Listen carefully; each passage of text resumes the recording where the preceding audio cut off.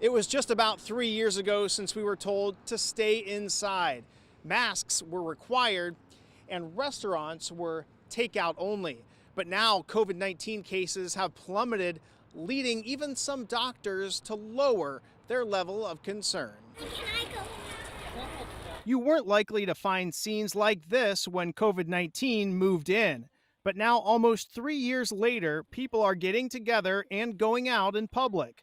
That includes Lucas Neff of Beaverton. I feel comfortable kind of going about my daily life without too many concerns. That's what Dr. Katie Scharf, the chief of infectious disease for Kaiser Permanente Northwest, says too.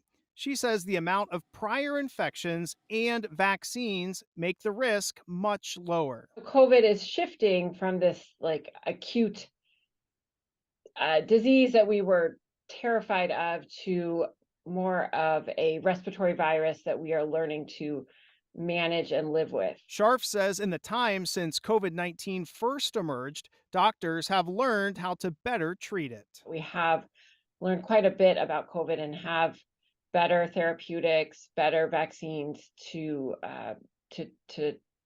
prevent and treat the illness if you do get it. Scharf says there are some people who have underlying conditions that remain very sick in the hospital, but you're more likely to make a quick recovery if you don't have certain risk factors. For a healthy kind of younger individual, so let's say less than 50, vaccinated, COVID is going to present as a flu-like illness.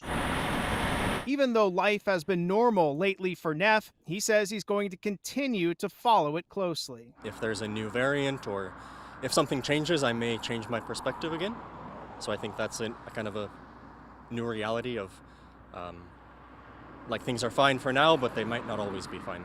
Scharf says so much has been learned about this virus in the last 3 years, but there is still much more to find out in the years to come.